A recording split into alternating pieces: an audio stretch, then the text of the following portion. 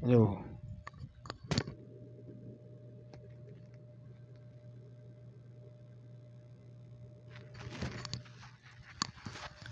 Hello guys, hello classmate, magandang gabi. Ngayon lang muli tayo nakapag-upload ng video pagkahaba-haba ng araw. Ngayon lang tayo muli nakapag-upload dahil sobrang busy, no, pagpasensyahan nyo na, no. So, kamusta kayo lahat mga classmate? Kamusta ang buhay may anxiety disorder, no? Ang topic natin ngayon, no. Gusto ko lang i-share sa inyo yung mga bago ako dumating sa journey na to. Gusto ko lang i-share sa inyo yung mga pag-aagam-agam din na mga pumapasok sa aking isipan noon, kasagsagan ng aking anxiety disorder, no. Bago ang lahat, syempre, disclaimer muna tayo. Ang aking pong mga itinuturo sa inyo at ibinabahagi about sa anxiety disorder ay aking personal experience lamang po. Hindi po ako eksperto, hindi po ako espesyalista, lalo na po hindi po ako doktor. Ito ay base lamang po sa aking personal experience dahil minsan din po akong pinadapa ng anxiety disorder, no. So, yun na nga. Gusto ko lang i-share sa inyo na bago ako dumating sa journey na to na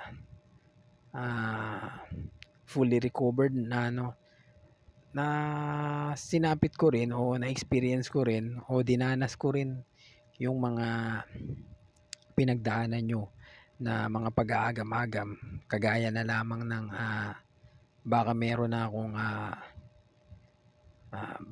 tawag dito, mga brain tumor, mga ganyan, yung mga negative thinking, mga pag-aalala. Dinanas din po namin yan. Naranasan ko rin noon ng high blood, kaya itong nararanasan ko kasi grabing bigat po talaga grabing bigat pagdating sa ulo, hindi mo talaga mawari kumbaga nandun lahat ng mga pag-aagam-agam sa iyong isipan na baka may malubha kang sakit. Nandun lahat yan, naranasan ko lahat yan dahil habang tumatagal pagdating kay anxiety disorder, parang dumadami yung na-experience ko yung parang nakaka-encounter ako ng mga iba't ibang sintomas kumbaga dinanas ko rin yun na feeling ko lalong lumalala yung aking anxiety disorder. Tapos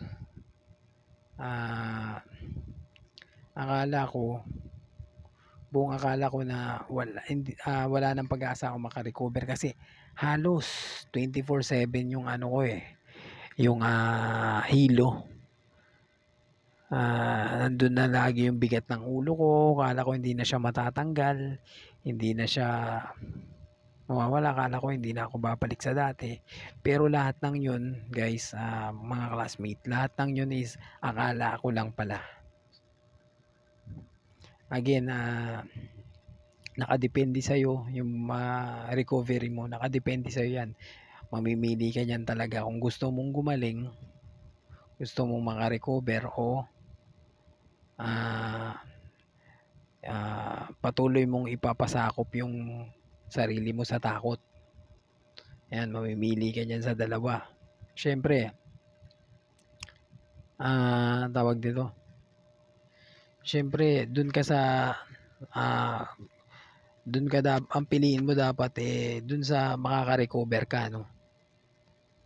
Dun dapat nakadepende yan sa'yo yung mo, yung tawag dito, yung recovery mo, nakadepende yan sa'yo kung may panghihinaan ka ng loob o lalakasan yung loob mo. Kapag pinanghinaan ka ng loob, lalo kang hihina, no. Kaya napakalaking tulong na lagi mong palakasin yung loob mo sa lahat ng oras, kahit na mahirap sa mahirap, nandyan na tayo mahirap sa umaga pa lang, nandyan na yung mga na pag-aagam-agam, yung takot nandyan na, kumbaga takot talaga nangingibabaw sa umaga pa lang. Kailangan wag yan yung pairalin mo, no. Kailangan na lagi mong lakasan yung loob mo. Kasi kapag pinanghinaan ka ng loob, lalo kang malulugmok, lalo kang manghihina. Kaya ang in-apply ko yan dati talaga. Talagang sabi ko hindi ako susuko. Nakadepende kasi sa yan yung ano mo. Recovery mo. Nakadepende yan sa'yo. Kailangan sa lahat ng oras tapangan mo. Base sa aking experience, kapag pinanghihinaan ako ng loob, no, lalo ako nakakaramdam ng panghihina kapag pinanghihinaan tayo ng loob. Kaya gusto ko lang i-share sa inyo na hindi porket ganyan araw-araw mong nararanasan yan wala nang pag-asa o wala ka ng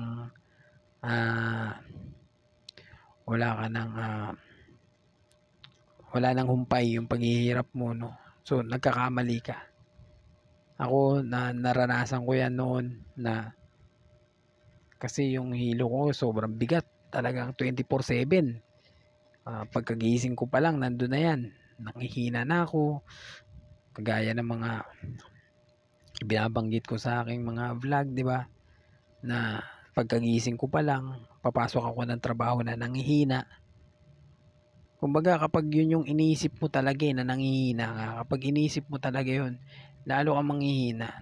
Kailangan talaga sa umaga pa lang talagang nandun na yung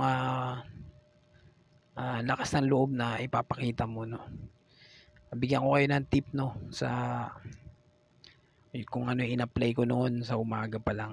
Pagkagising ko pa lang sa umaga, nananalangin na kaagad ako na pagkalooban ako ng tapang at lakas sa buong maghapon. Nagdarasal ako noon sa umaga pa lang pagkagising ko, Panginoon, gabayan niyo po ako sa buong maghapon kong ito. Bigyan niyo po ako ng tapang at lakas sa buong maghapong ito.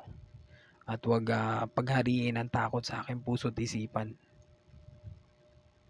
Doon kasi sa taimtim mong pananalangin na yun, sa umaga pa lang pagkagising mo, hindi mo namamalayan kasi pinagkakalooban ka ng mahal na Panginoon ng tapang at lakas. Nang sa ganun naharap mo yung buong maghapon.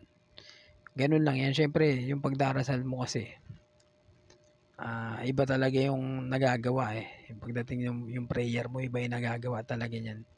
Hindi mo namamalayan sa taimtim mong pananalangin. Binibigyan ka, pinagkakalooban ka na mahal ng Panginoon ng tapang at lakas. Syempre, kailangan mong patunayan din sa Kanya yan. Hindi sapat yung pananalangin mo. Kailangan patunayan mo rin sa Kanya na hindi ka natatakot, no. Kailangan patunayan mo rin sa Kanya na, Lord, hindi po ako matatakot kasi kasama kita sa buong maghapon kong labang ito.